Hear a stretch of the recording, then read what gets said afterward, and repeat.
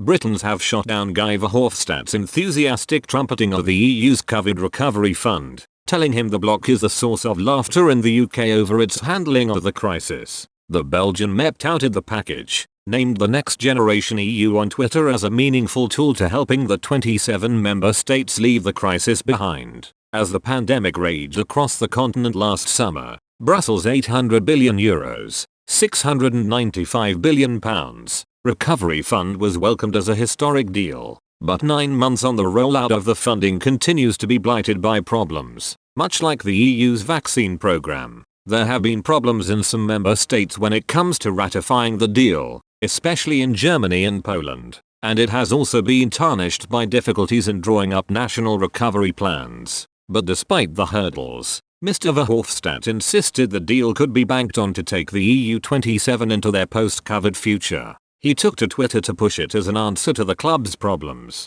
He said, "Massive investment is needed to leave the COVID crisis behind. Next Generation EU is the tool with new own resources for the EU to pay for it. Let's not make the same mistake as during the financial crisis. Short-sighted leaders make long-lasting economic crises, but Britons were quick to burst his bubble by pointing out the huge failures of the EU on the vaccine front. The European Commission has been harshly criticized for failing to procure adequate vaccine supplies, and member states have been blighted by slow inoculation while Britain surges ahead." One man responded to Mr. Verhofstadt by saying, "The EU is a shambles. Here in Britain, we are laughing at you." A second wrote, "Thinking more taxes will help in creating economic growth? Madness. There's no such thing as free money. Citizens will pay for it, again, as always." And yet a third suggested the EU's recovery path will end in tears. They tweeted, "For you, Next Generation EU is synonymous with more EU.